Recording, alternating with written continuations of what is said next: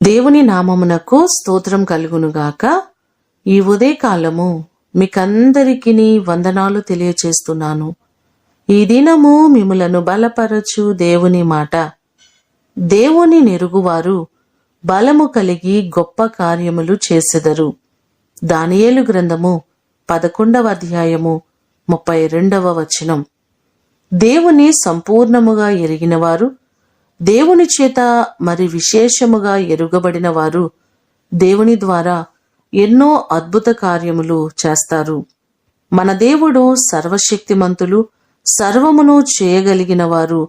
ఆయన సమర్థుడు కాబట్టి ఆయన నమ్మిన వారు, ఆయన నెరిగిన వారు అనేకమైన అద్భుతాలు, గొప్ప కార్యాలు దేవుని ద్వారా చేస్తారు. అందుకనే కదండి ఎంతో మంది దైవజనులు వారు బలహీనులైనప్పటికీ కూడా వారి ద్వారా దేవుడు అనేకమైన గొప్ప కార్యాలు నేటి దినాల్లో చేస్తున్నారు. నిజంగా మన దేవుడు సర్వమును చేయగలిగిన వారు, ఆయనను ఎరిగిన వారు గొప్ప కార్యాలు చేస్తారని బైబిల్ గ్రంథం మనకు సెలవిస్తుంది. మన జీవితాల్లో కూడా దేవుడు గొప్ప కార్యములు చేసి ఆయన మనలను ఆశీర్వదించునుగాక. ప్రార్థన చేసుకుందాం. మమ్మలను మికిలిగా ప్రేమించిన మా ప్రియ పరలోకపు తండ్రి, మీ పాదములకు వందనాలు, స్తోత్రాలు.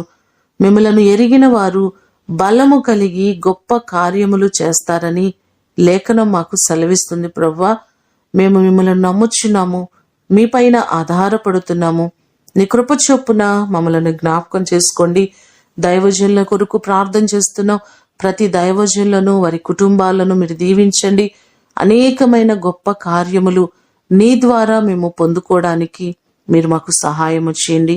ఈ దినమంతా కూడా మీ సన్నిధి, మీ ప్రసన్నత మా జీవితాలకు మీరు కలుగ చేయండి. మా ప్రయాణాలలో, పనిపాటల్లో, అన్ని విషయాలలో మీ తోడ్పాటు, మీ సహాయ సహకారాలు మెండుగా మీరు కలుగ చేయండి. మా ప్రియులెల్లరినీ దీవించి ఆశీర్వదించమని యేసు అతి ఘనమైన నామమున అడిగి వేడుకొని పొందియున్నాము తండ్రి. ఆమేన్. దేవుడు మిమ్ములను దీవించునుగాక.